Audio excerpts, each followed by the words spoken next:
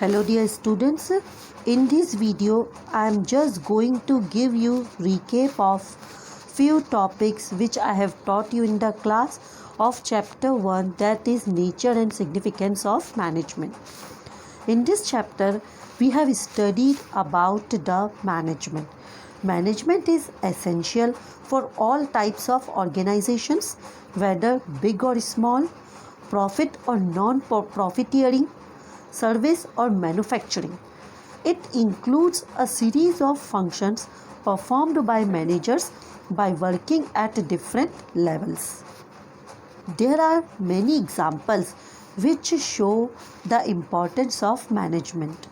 HCL has become a leader in global technology and IT services to managerial efficiency of Mr. Shiv Nadar and his managerial staff. Similarly, ITS have been successful in expanding their operations due to the efforts of their managerial team.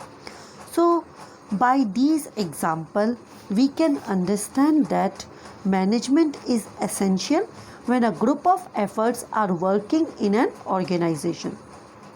Management makes sure that efforts of all the members of group are directed towards achievement of organizational goals. Management is the process of getting things done with the aim of achieving goals effectively and efficiently. Management is also referred as process because it is a primary function like planning, organizing, staffing, directing, and controlling performed by the management to get the things done. Management is also viewed as effective and efficiency in terms of effectiveness and efficiency. Effectiveness means completing the right task to achieve the already set goal within the time frame. Efficiency means completion of task using minimum resources. That means the main idea behind efficiency is to get maximum output and at a lower cost. On the basis of these thoughts regarding management, let's see the definition of management. Management is the process of working with and through others to effectively achieve the organizational objectives by efficiently using limited resources in the changing environment. Functions of management are planning, which includes setting of objectives and targets and formulating an action plan of what is to be done, how is to be done, and when to do it. We will see functions of management in detail in later part. Then second function of management is organizing. Then third function staffing, directing, and controlling. All right. Objectives of management are categorized into three parts. Number 1, organizational objectives. Organizational objectives include survival, that means to ensure that the organization survives and exists in the future. Then profitability, earning adequate profit in order to survive, and growth. Then third one, growth. Growth indicates how well it exploits the potential opportunities. Then social objectives, producing good quality products at reasonable rates. It includes generating employment opportunities, community progress, and environmental friendly methods of production.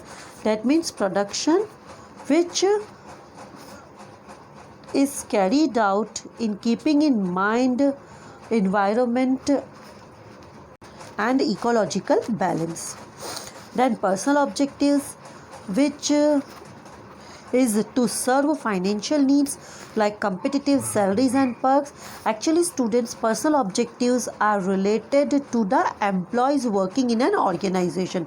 So, in order to protect the interest and provide good working condition to employees working in an organization. So, social and safety needs of the employee like peer recognition, self-respect, and respect of colleagues are included in personal objectives. Then higher level needs like implementation and monitoring of policies for personal growth and survival. Then reconciling personal goals with organizational objectives for harmony in the organization. Then we have also studied importance of management. So there are few points which highlights the importance of management. Management is a key to success because it helps in achievement of individual and organizational goal. Effective management increases efficiency. It also enhances optimum utilization of resources.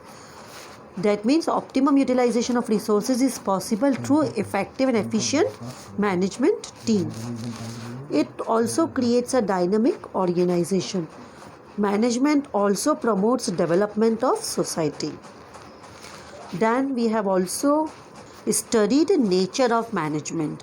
So in nature of management we have seen that whether management is a science or management is an art or a profession. So let's see various features of science, art and profession and try to apply on management. So as an art, in management there is a existence of theoretical knowledge which is an important feature of art. It is true that means management principles were developed through practical and creative process which is also present in art. Management principles are subject to personalized application and skill. So we can say that management is an art. Now see whether management is as a profession. So it is well defined body of knowledge as like a profession. It existence of code of conduct. In management there is existence of code of conduct, but its application is mandatory, not voluntary. In a profession, but in management application of code of conduct is voluntary. That means it is not mandatory in management. So this feature is not present in management, but in future it's a possibility to apply in the management organizations.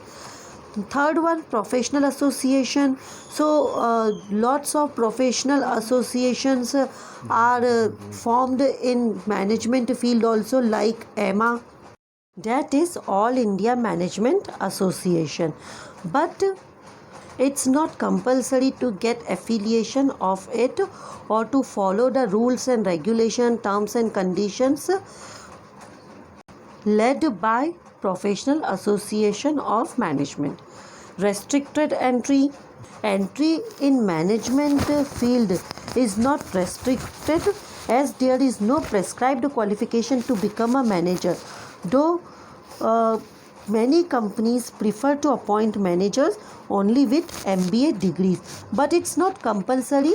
In generally experienced people can be hired for managerial post in some companies. Next one, fees as remuneration for their services. The basic motive of profession is to provide dedicated service to the client, but in managerial service, fees is given as a remuneration for managerial service. Okay, so we can say that management is not exactly profession, but on the path of profession. Now if we see management, whether management is a science, so arranged, organized, systematic body of knowledge is available in management also. Many scholars and authors had given theory and principles which are very effective in business. So systematic body of knowledge is present in management. So this feature of science is present in management. Universal validity. This feature is partly present because the principle of science is universal, applicable exactly in exact manner, but principles of management are not applied in exact manner. They are applied with variation according to the situations and individuals, people. Principles arrived at after experimentation. Obviously, principles of management are also propounded by many observation and experimentation, but its effects are not same. Its effects are varied according to the situations. Alright students, so this much topic we have studied in our class. Now next topics I will explain in next video.